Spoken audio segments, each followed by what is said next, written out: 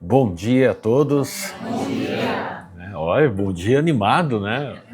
Muito bom, todo mundo acordado já nessa manhã semifria curitibana, né? Gente, é muito bom estarmos aqui juntos, né? Reunidos nesse domingo, para a gente conversar um pouquinho sobre um serviço meio pesado, né? Martelar a rocha. Das 100 marteladas, qual quebrará a rocha, né? Qual quebra a rocha?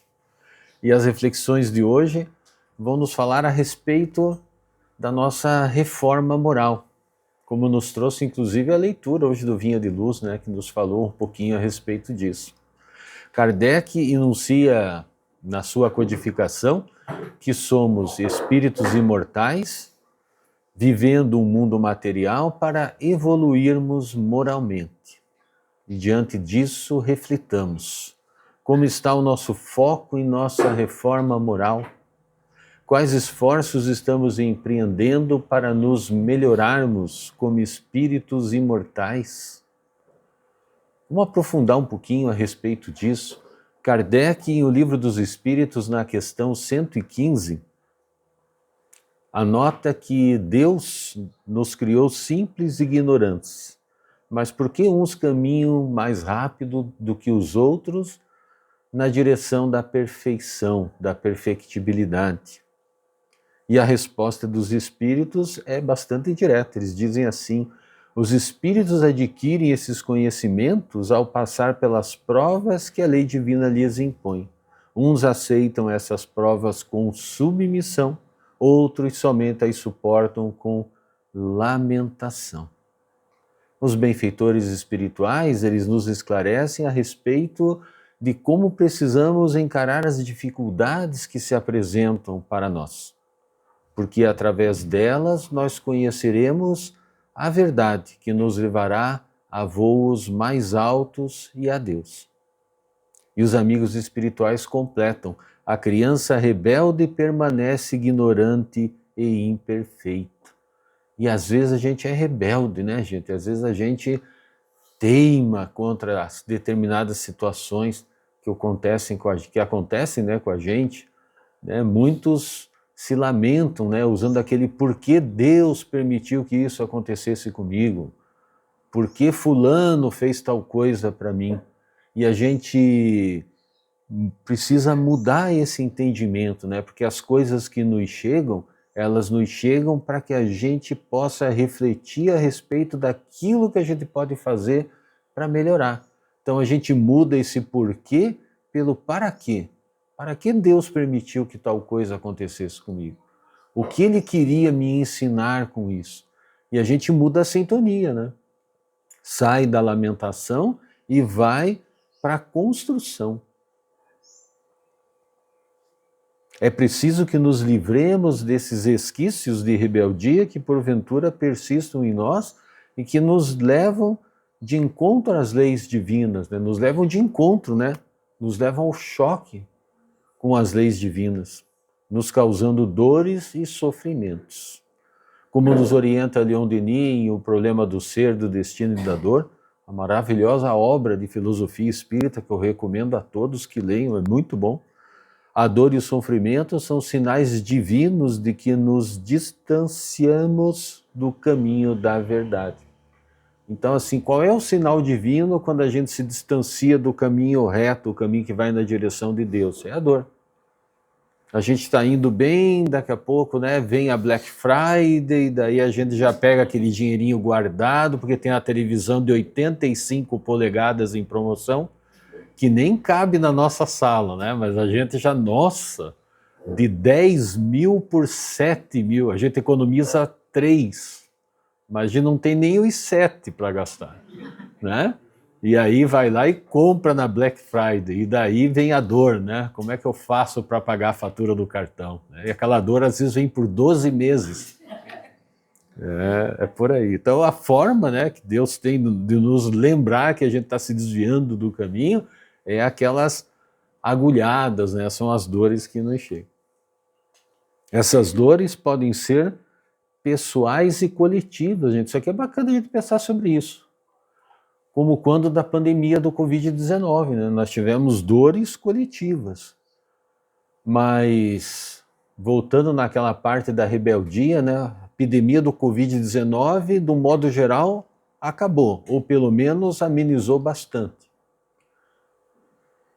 Mas será que aqueles bons hábitos adquiridos na época nós continuamos utilizando?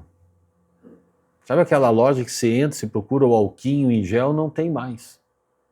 Ah, acabou o Covid-19. Acabou? Se tivesse acabado, a gente não precisava tomar vacina, né? Todo ano. Mas o alquinho acabou. E a gente pensa assim, nossa, e aquela água que a gente precisou economizar durante a pandemia, lembra da falta de água durante? Como é que a gente vai se higienizar se não tem água? E agora já deve ter gente lavando a louça com a torneira aberta. E a gente tende a voltar sempre ao nosso quadradinho, aos velhos hábitos, né, gente? Ao homem velho. E por conta disso, a espiritualidade amiga nos diz que haverão outros flagelos coletivos que vão buscar nos colocar no caminho reto novamente, né? Então, se vão ter outros, eu espero que não sejam tão dolorosos, né, quanto os do Covid-19. Mas, enfim, a gente precisa daquele chacoalhão, né? Para a gente não precisar trocar a televisão. Né? Tipo, você usa mais um pouquinho, espera até a Black Friday do ano que vem, né? De repente. Então, para minimizarmos essas dores, é preciso nos disciplinarmos na caminhada, né? Então, tá sempre atento, né? Não resistir, né, àquelas tentações que nos vêm, principalmente do mundo material, né? O nosso mundo é cheio de tentações, né? E elas existem justamente para nos fortalecer moralmente, né? Para que a gente faça o discernimento, eu devo fazer isso ou não devo? É o momento de fazer tal coisa ou não é? Para a gente não agir por impulso, né? É preciso olharmos para o lado verdadeiro de nossas vidas e encararmos as dificuldades de frente e domarmos nossas más inclinações. Esse é o que a gente precisa fazer dentro dessa disciplina. E em o livro Pão Nosso, de Francisco Cândido Xavier, pelo Espírito Emmanuel, o benfeitor nos alerta no capítulo 63, O Senhor dá sempre. Ele diz o seguinte: o devotamento paternal do Supremo Senhor nos rodeia em toda parte. Olha que beleza, né? Nos rodeia em toda parte. Contudo, importa, contudo, não viciarmos o entendimento. Olha que interessante a gente pensar a respeito disso, né? Nosso Pai maior está sempre ao nosso lado, né? Mas a gente não pode viciar o entendimento. Lembremos-nos de que a providência divina opera invariavelmente para o bem infinito. Né? Não está lá à nossa disposição para o nosso bem, opera para o bem infinito. Portanto, confiemos sempre e tenhamos fé, mas não fiquemos estagnados, acreditando que Deus, Jesus ou a espiritualidade amiga farão a nossa parte do trabalho. Porque a divindade que opera para o bem infinito não está à nossa disposição. Né? Muita gente diz assim, Jesus, me ajude pelo amor de Deus, né, a resolver o meu problema que eu criei para mim mesmo.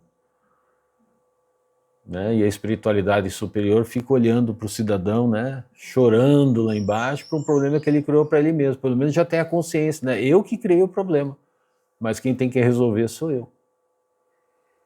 Às vezes a gente pede errado, né? A gente pede assim, Jesus, me dê força e determinação para resolver a encrenca que eu arrumei para mim. Aí já é diferente.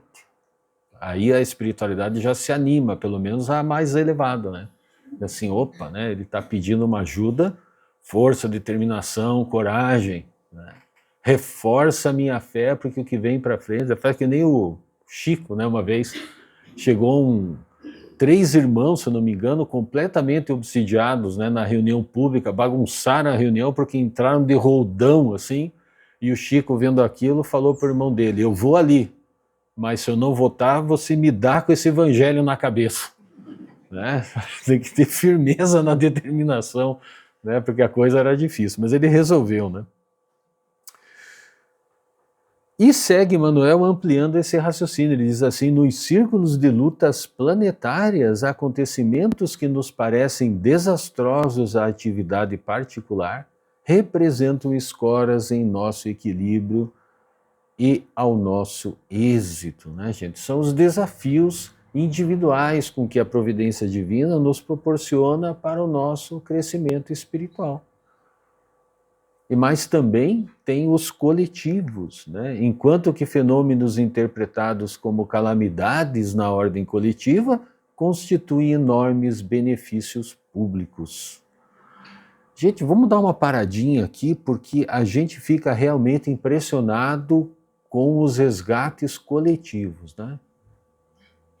E o Paraná está passando, né, por um resgate coletivo lá em Rio Bonito do Iguaçu. Uma coisa medonha, né? A gente nem sonha o que é um vento de 250 km por hora. O Brasil nunca teve esse tipo de coisa, que agora está começando, né?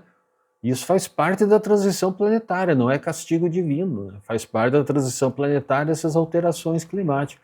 Mas a verdade é que lá está havendo um resgate coletivo.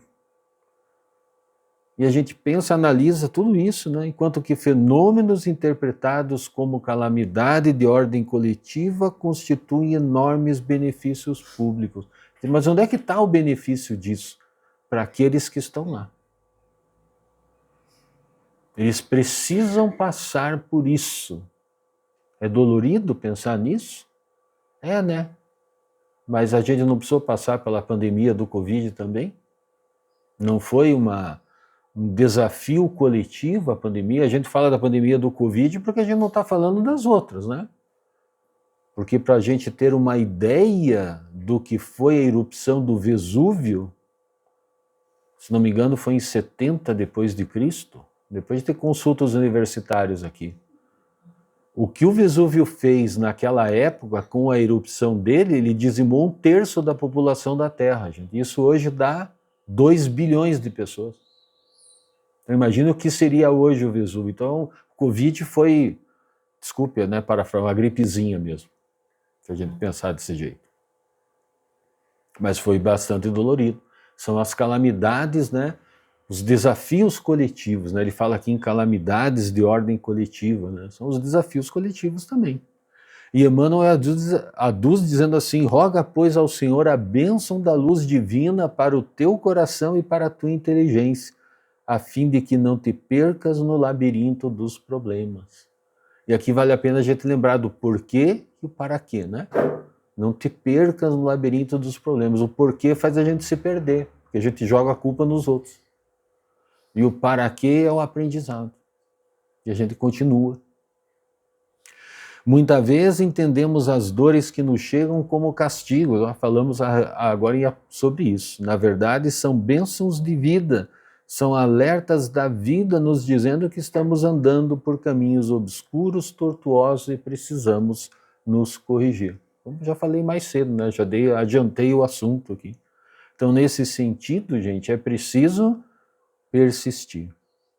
E tem um cidadão muito bacana, gente, que é o motivo do tema da nossa palestra de hoje, o Jacob Riis, que não era espírita, era um fotógrafo, que nos deixou uma dica bacana, olha só. Quando nada parece dar certo, vou ver o cortador de pedras martelando sua rocha talvez 100 vezes, sem que uma única rachadura apareça. Mas na 100ª primeira martelada, a pedra se abre em 2, e eu sei que não foi aquela que conseguiu isso, mas todos os que vieram antes. Todos os que vieram antes. É interessante a gente pensar nisso, né? Quando é que a rocha quebra? Né? Porque o cidadão martela, uma hora ela quebra. Mas ela quebra por causa da primeira ou da última? É interessante a gente pensar nisso, nessa sucessão de fatores, de acontecimentos que fazem com que a rocha se quebre.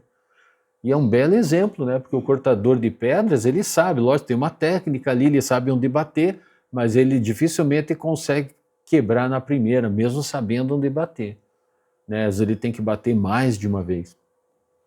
E assim também, meus queridos, é o aprendizado com Jesus. Nada se consegue num só golpe, mas pela coragem, pela persistência, pelo ânimo, dedicação, fé firme e vontade vigorosa. Isso tudo que a gente falou, gente, são virtudes, né? Então são virtudes que nós precisamos construir. Todos nós temos um pouquinho, mas a gente às vezes tem que melhorar uma delas, né? Ou naquele determinado momento a gente percebe que a coragem está meio fraca, né? E daí como é que a gente faz? Pede, gente. Pede para o anjo da guarda. Você sabia que o anjo da guarda ganha bônus hora? Não é só nós aqui quando fazemos bem, né? Ou lá em nosso lar, né? Todo mundo quer ir para o nosso lar, né? Oh, que benção, né? Mas o anjo da guarda ganha bônus hora. Ele ganha bônus hora de um único jeito. Só tem um jeito dele ganhar bônus hora. É quando a gente pede ajuda. E às vezes o cidadão está sofrendo, o mentor espiritual está ali, olhando. Será que o cara não vai pedir ajuda? Será que eu não vou ganhar meu bônus hora hoje? Daí o mentor faz aquela reflexão. Pô, mas faz uma semana que eu não ganho bônus hora. E o cara sofrendo faz uma semana também. Então a gente tem que pedir, gente. Mas tem que pedir essas virtudes, porque é aí que eles atuam. Não é possível que tenhamos a ilusão de que em apenas uma única existência daremos conta de domar nossas más inclinações. Mas é preciso pôr o tempo a nosso favor e sem desfalecimento. Lógico, né, gente? A gente faz um esforço para, nessa existência, domar as nossas más inclinações. Mas isso, às vezes, vem de muitas outras vidas. Né? A gente não sabe se não era um de nós que estava lá, né, jogando pedra no Jesus. A gente não sabe. Em O Evangelho segundo o Espiritismo, capítulo 20, os trabalhadores da última hora, a gente pode fazer um paralelo com a parábola dos trabalhadores da vinha para a gente entender isso um pouquinho melhor. Foi um exemplo de persistência que aparece ali. Nós vamos a um curto vídeo a respeito dessa parábola. Vamos lá.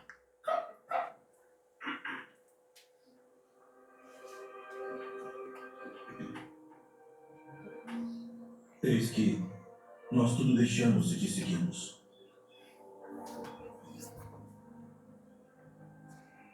Na verdade, vos digo que ninguém há que tenha deixado casa ou pais, ou irmãos, ou mulher ou filhos, por causa de mim e do Evangelho.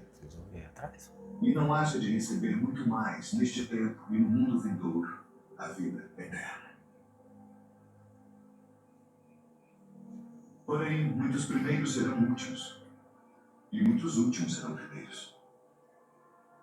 Porque o reino dos céus é semelhante a um homem, pai de família, que saiu de madrugada para contratar trabalhadores para sua vinha. E ajustando com os trabalhadores a um denário por dia, mandou-os para sua vinha. E saindo perto da hora terceira, viu outros que estavam ociosos na praça e disse-lhes: ide vós também para a vinha, e dar-vos-ei o que for justo. E eles foram. Saindo outra vez perto da hora sexta e nona, fez o mesmo. E saindo perto da hora 1ª, encontrou outros que estavam ociosos e disse-lhes: por que estáis ociosos o dia todo? Disseram-lhe eles: porque ninguém nos maltratou. Disse-lhes ele: ide vós também para a vinha, e recebereis o que for justo. E aproximando-se a noite, disse o senhor da vinha ao seu mordomo: chama os trabalhadores e paga-lhes o salário, começando pelos últimos até os primeiros. E chegando os que tinham ido perto da hora 1ª, receberam um denário cada um. Chegando, porém, os primeiros, cuidaram que haviam de receber mais, e também receberam um denário cada um. E recebendo, murmuravam contra o pai de família, dizendo: estes últimos trabalharam só 1 hora, e tu os igualaste conosco, que suportamos a fadiga e o calor do dia. Ele, porém, respondendo, disse a um deles: amigo, não te faço agravo. Não ajustaste tu comigo por um denário? Toma o que é teu e retira-te. Eu quero dar a este último tanto quanto a ti. Ou não me é lícito fazer o que quiser do que é meu? Ou são maus os teus olhos, porque eu sou bom? Assim os últimos serão os primeiros os últimos. Porque muitos são chamados, mas poucos escolhidos.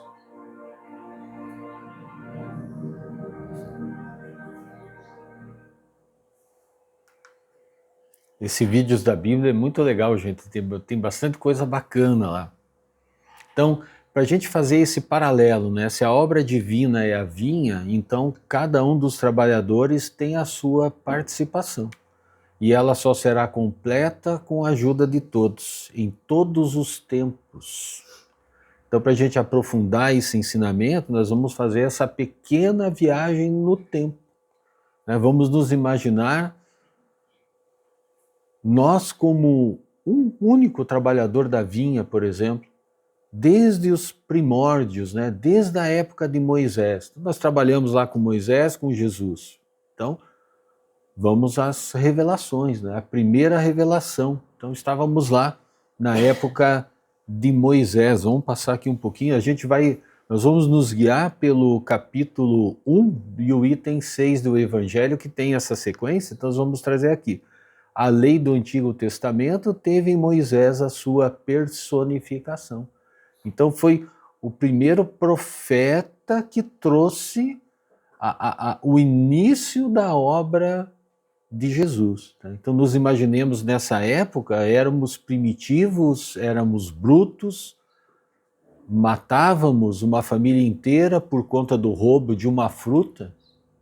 Então Moisés veio equalizar essa situação. Então assim, se você teve algo furtado, você tem direito de pegar do outro algo de igual valor. Então isso equalizou aquela situação, né? Criando o olho por olho, dente por dente. Então já não se matava mais por conta de banalidades, né? Mas ainda faltava alguma coisa nessa lei. Moisés trouxe os mandamentos, né? Procurando também levar orientação para aquele povo, mas naquilo tudo ainda faltava alguma coisinha. Mas Moisés foi um marco, né, considerado a primeira revelação. E aí passam-se séculos e agora nós estamos na época de Jesus, do Novo Testamento, né, da Boa Nova, representada pelo Cristo. Então, mestre amado, dando sequência à primeira revelação, assevera em seu missionasto: vistes o que foi dito, amarás o teu próximo e odiarás teu inimigo. Isso é o que foi dito, anotado em Mateus 5,43, mas o querido intermediário completa incluindo o amor. Eu, porém, vos digo, amai vossos inimigos e orai pelos que vos perseguem, para que vos torneis filhos de vosso Pai que está nos céus. Para quem gosta dos numerozinhos, né? Mateus 5, 44 e 45. Aqui Jesus começa a incluir o amor naquelas leis. Né? Aqui já vemos uma oportunidade de evolução como espíritos, onde o amor passa a fazer parte das leis de Moisés, nos remetendo ao perdão das ofensas, à compaixão e à caridade. Né? Vai desendurecendo aquele comportamento primitivo. De tão importante, Jesus tornou-se, então, como nós sabemos, a segunda revelação, que foi um divisor de águas, né? Ou melhor, do tempo, né? O antes e o depois de Cristo. E mais 2 dezenas de séculos, cá estamos nós agora, no transcorrer da terceira revelação, que nós, espíritas, sabemos que é o Espiritismo. O Espiritismo é a terceira revelação da lei de Deus, como diz no nosso Evangelho. Então essa revelação, ela nos trouxe algo diferente, né? Vocês perceberam, a primeira revelação foi personificada em Moisés, a segunda foi personificada em Jesus, e a terceira não tem uma personificação. A terceira, ela é diferente. Ela veio através dos espíritos benfeitores. Então isso nos ajuda a esclarecer, né? Quem gosta de dizer, né?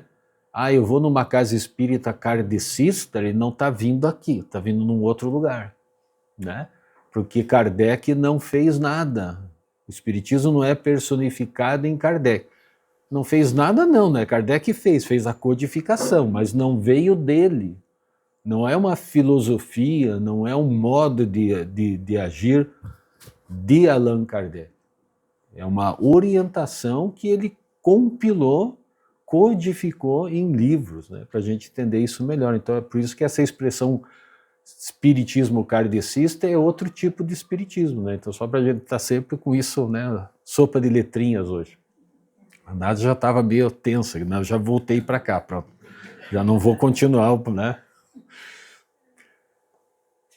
Deixa eu ver onde é que eu parei aqui, porque eu já saí do texto mesmo, ela tem razão, né? Então esses espíritos, eles foram supervisionados pelo Espírito de verdade, que hoje nós sabemos ser o próprio Jesus, que é o governador da Terra.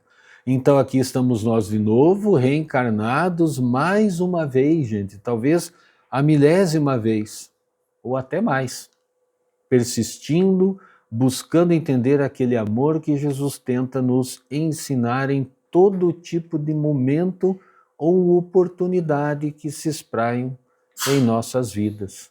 Esses momentos algumas vezes são bons, às vezes não são. E aí fica a pergunta, quantas marteladas já demos na rocha de lá para cá? Olha só, desde a época da primeira revelação, né? Puxa vida, eu preciso ser uma pessoa mais amorosa. Daí na segunda revelação, assim, puxa, eu já estou conseguindo, mas ainda não consigo amar o meu inimigo. E a gente vai trabalhando isso. Quando deixaremos de ser espíritos imperfeitos? Tá, é uma boa pergunta, né? Isso aí vai longe, gente. Vai longe. Emmanuel nos diz que a distância entre nós e a rocha é menor que entre nós e o arcanjo. Então tem chão pela frente. Né? Certamente não é numa vida só que a gente vai conseguir, né, gente? São muitas. Só que os tempos vão passando, os orbes, eles evoluem inexoravelmente. Ou seja, nem que a gente não queira, os orbes evoluem. E o planeta Terra vai evoluir para planeta de regeneração. E aqui nós falamos de mais de 1000 encarnações, né? O planeta de regeneração já está por aí. A gente já está sentindo as modificações no clima, na psicosfera do planeta, né? A gente olha para aquelas barbaridades e diz, meu Deus, né? Isso ainda acontece, a gente já se condói mais das coisas, porque a gente está ficando mais sensível. Só que o tempo, gente, está acabando. Ou como se diz, os tempos são chegados, né? Então por quê? Porque se a gente não seguir Jesus, não vai dar tempo de continuar aqui no planeta Terra. É isso que a gente precisa pensar. São tantas encarnações. O Haroldo Dutra Dias fez uma palestra uma vez, que eu, empolgado com a palestra dele, que falava a respeito da evolução dos orbes e tudo mais, eu cheguei a fazer uma conta, que eu até fiquei meio preocupado com a conta que eu fiz. Eu cheguei à conclusão que faltam 830 anos para que nós cheguemos no mundo de regeneração. Alguém pode dizer, não, mas dá tempo ainda, né, tomar uma cervejinha ou coisa assim, né, que não deve, né, mas dá tempo, né, de se livrar desses vícios. Mas a questão é, 830 anos, em 100 e poucos mil anos que nós já habitamos aqui no planeta Terra, isso nos dá um tempo muito curto, né? Talvez 4 ou 5 encarnações. Se já passamos por 1000 e ainda estamos rebeldes, nós só temos mais 4. É pouco tempo. Por isso que a espiritualidade nos diz, é preciso seguir Jesus o quanto antes, porque senão não vai dar tempo. É importante a gente pensar nisso. E essa busca, vamos voltar para o texto, hoje eu estou gostando de sair fora, né? Daqui a pouco vocês me avisam, né? Ó, Carlos, você está lá fora de novo, né?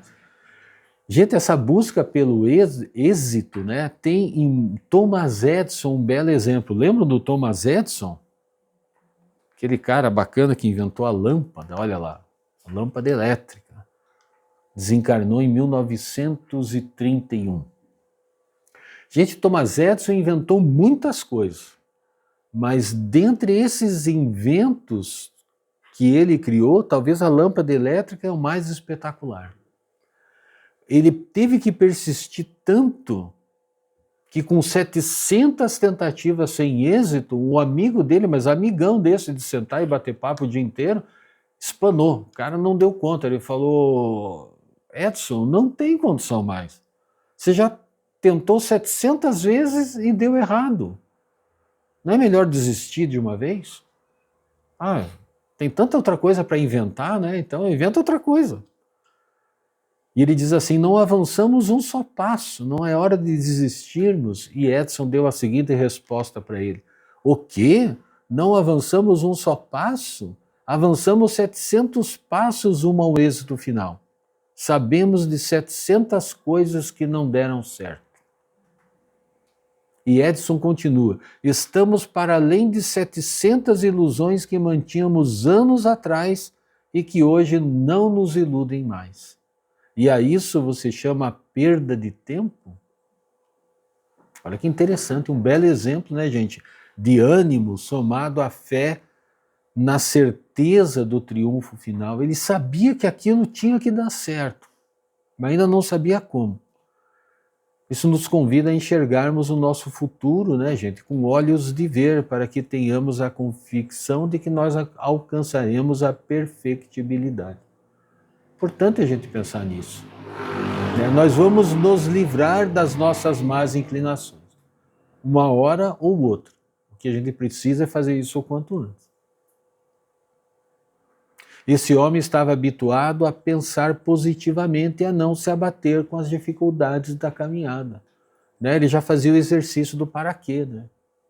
Olha que interessante. E finalmente, em 1879, Edison, aos 32 anos, concluiu a invenção da lâmpada elétrica, depois de realizar, sabe quantas tentativas, gente? 1053. 1053 tentativas.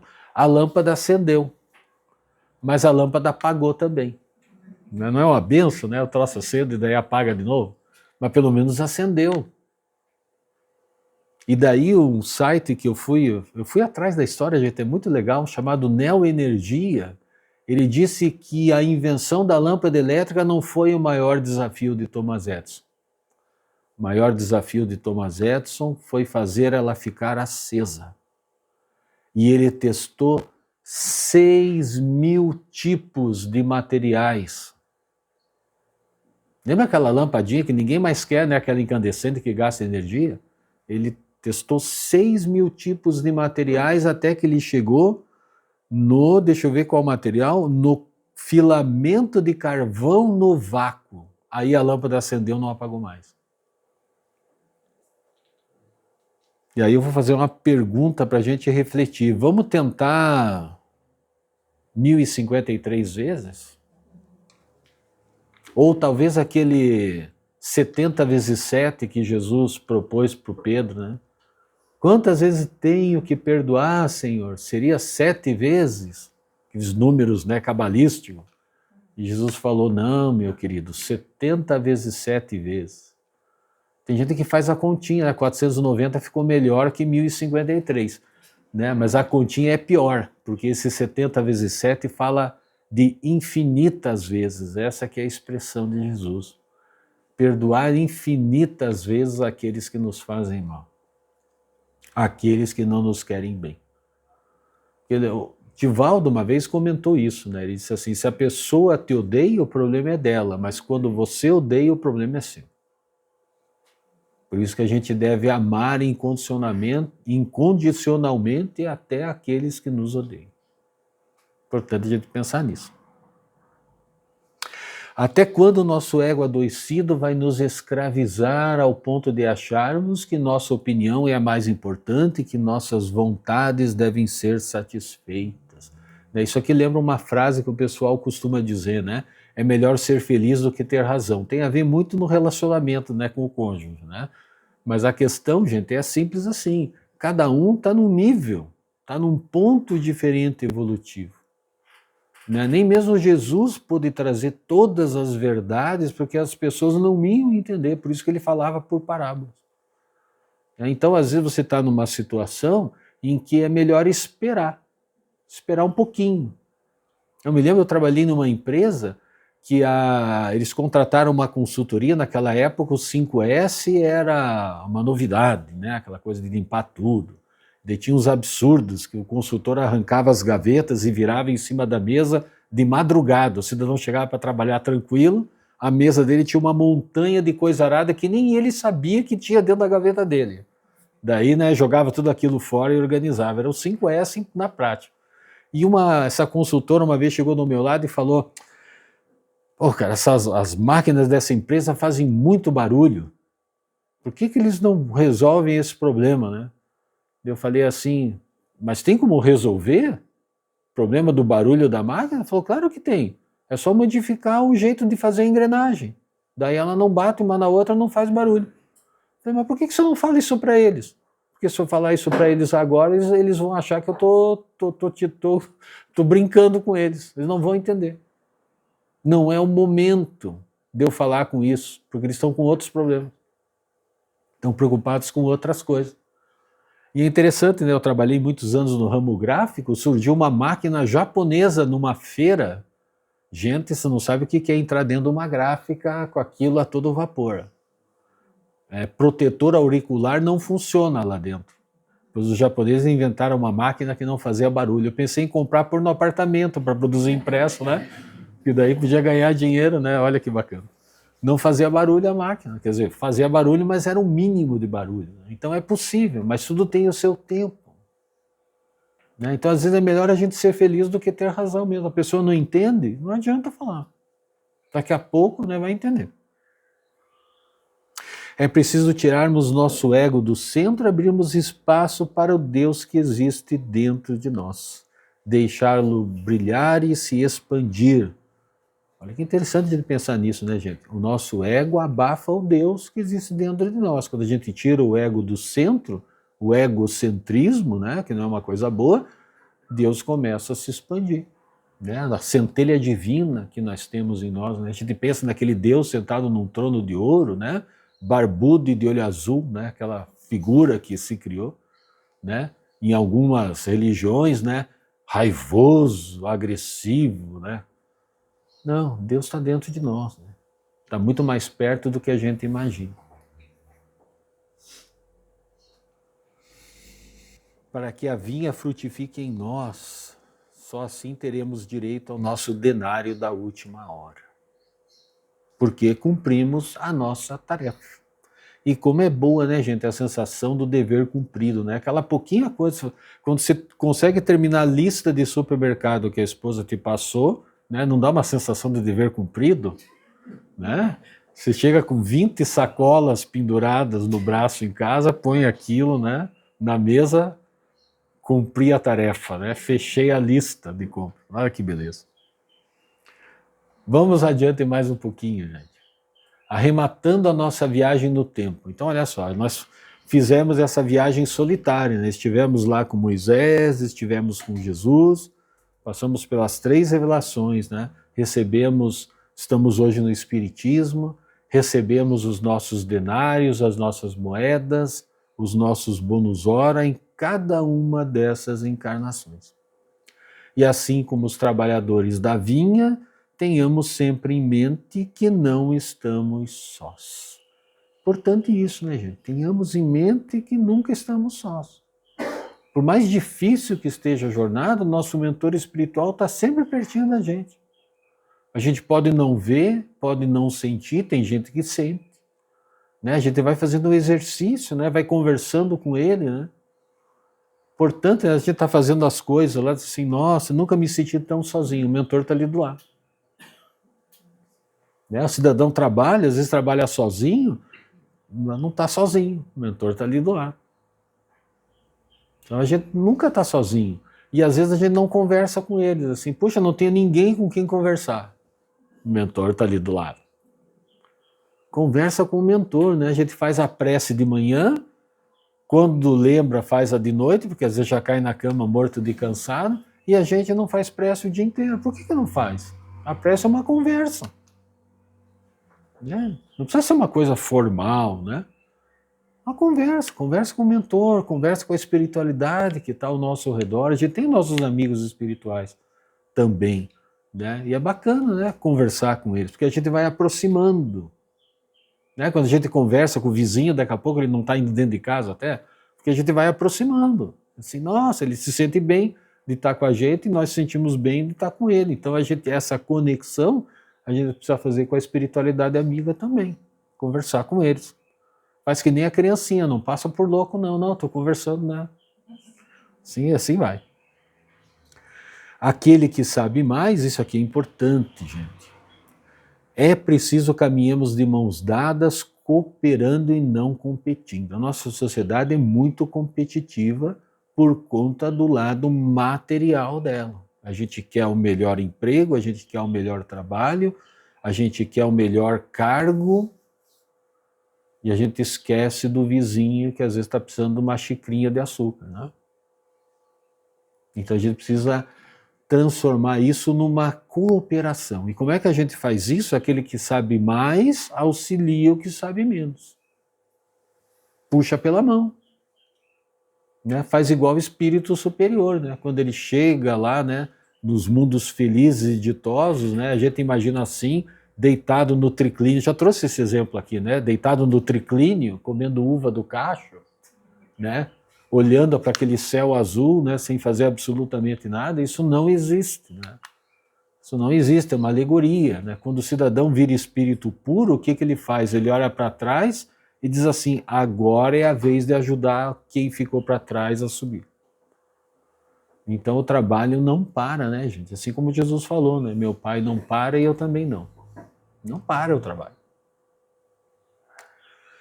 Aquele que sabe mais, auxiliando e servindo aos que vêm atrás na caminhada, para que todos juntos possamos crescer, então, em espírito. E crescer em espírito é crescer moralmente, é crescer na direção de nosso Pai maior. Então, estejamos, portanto, por inteiro naquilo que fazemos. Gente, estar por inteiro naquilo que fazemos é uma coisa muito importante, gente. O Haroldo Dutra uma vez citou um cidadão que estava há 10 anos fazendo sopa na casa espírita. O cara ele já estava jogando a sopa nas pessoas, porque não aguentava mais aquilo. Era aquela rotina, né? Compra as coisas, faz a sopa, distribui. Daí o cara que está na fila atrasa, olha para trás, não presta atenção. Olha, você não quer sopa ou não quer? Né? O cara começa a perder a paciência. Então a gente assim precisa estar por inteiro, né? Então assim, olha, estou cansado dessa atividade e muda, faz outra coisa. Né? Porque todas as atividades nas casas espíritas, nas casas de oração, de um modo geral, são importantes. Do cidadão que bota água no copinho, a pessoa que limpa o chão, até o presidente da casa, eles estão no mesmo nível, gente, porque a sociedade espírita ela é cooperativa. Se ela fosse competitiva, o presidente da casa teria que ter uma menção honrosa quando aparecesse, né? Ó, a palestra hoje é com o Carlos, mas o presidente da casa está aqui, todo mundo aplaude. Olha, o cara é o presidente da casa. Não existe isso, né, gente, numa casa espírita. É horizontal, claro que é uma empresa de Jesus, precisa ter um responsável por isso. Mas ele está no mesmo nível. E é bacana quando a gente pensa assim, né? Que está todo mundo no mesmo nível, a gente se sente acolhido. Bacana a gente pensar nisso. É um bom exemplo a gente levar para o trabalho da gente, né? Fazer com que as pessoas se sintam acolhidas. Deixa eu ver onde mais eu estava aqui. Então estejamos... beleza. E Emmanuel nos diz agora no capítulo 29 desse mesmo livro, o livro que eu esqueci o nome, Pão Nosso. A Vinha. Capítulo A Vinha. E ele diz o seguinte: ninguém pode pensar numa terra cheia de beleza e possibilidades, mas vagando ao léu na imensidade universal. Né? Como é que a gente vai ter uma terra cheia de possibilidades? Né? Olha o Jardim do Sena, né? Se não tivesse... Sabe que ele é assim, para mim todo domingo ele é assim. Né? Eu não sei o que acontece durante a semana, mas eu já tive experiência com o jardim. Se não cuidar, cresce mato no lugar. Não fica bonitinho desse jeito. A terra é a vinha de Jesus e o trabalho ainda nos espera. Interessante a gente pensar nisso, né? A gente precisa estar se mexendo. Se vier uma dor, se mexe mais. Vem uma adversidade, se mexe mais ainda, porque alguma coisa precisa mudar. Às vezes a gente está teimando com alguma coisa que não deve ir por aquele caminho. E o benfeitor continua nos orientando. Por enquanto, os homens guardam a ilusão de que o orbe pode ser o tablado de hegemonias raciais ou políticas. Gente, esse livro aqui é de mais ou menos 1949. Hoje está bem pior isso, né? Bem pior, né? Hoje existe essa... Gente, meu Deus, existe um tal de espíritas de direita. É só por Deus mesmo que acontecem essas coisas, né? É coisa assim que não dá para entender, né? Não dá para entender. Então, assim, a gente está tentando o caminho do meio, né? Como se diz nas filosofias orientais, que é o caminho do equilíbrio, e tem gente criando páginas no Facebook espíritas de direita. É uma beleza, né? É um negócio assim. Mas isso tudo acontece, gente, por conta... eu não vou pôr a culpa no Zucker, eles chamam de Zuckernet, né? O dono da Meta chama-se Zucker, né? Então eles chamam de Zuckernet. Por quê? Porque ele criou uma coisa bacana. Então, assim, a internet tem tanta informação que se você pesquisar lá um determinado produto, aparece tanta coisa que a gente não dá conta da informação. Então ele teve a ideia, eu vou criar filtros. Eu vou ver o que aquela pessoa gosta. Gente, isso influenciou tanto que quem estiver com o celular ligado agora, o celular está ouvindo o que a gente está falando. E alguém está pegando essa informação e está dizendo assim, olha, essa pessoa é espírita. Ela gosta de palestra. É capaz de você olhar o celular depois da palestra, vem lá uma palestra do Divaldo, uma indicação, olha, tem uma palestra do Divaldo que fala sobre martelar rocha. Né? Então, porque eles estavam sempre atentos. Então ele criou esses filtros. Só que esses filtros, assim, eu não gosto do pessoal de esquerda. Então o que acontece? O filtro diz assim, ele não gosta. Então nós vamos mandar informação do pessoal de direita. Aí essa pessoa fica achando que é só o pessoal de direita que existe no mundo. Olha que benção. Espíritas de direita. Aí cria uma página também. E isso vai adiante, gente. E a gente tem que tomar cuidado com isso. Porque a obra divina, ela é perfeita. Tem de tudo um pouquinho, porque faz parte disso. A gente tem que procurar se entender os de direita, os de esquerda, tem que trabalhar isso. Questões raciais, né, questões de poder. Ainda aguardamos ilusões materiais fazendo casos de poder, de clãs enriquecidos, de correntes de direita e de esquerda, nos comportando como se ainda fizéssemos parte de uma tribo. Tribo é assim, né? Tribo de índio mesmo, né? Não tem internet, né? Não tem telefone, não se conversam.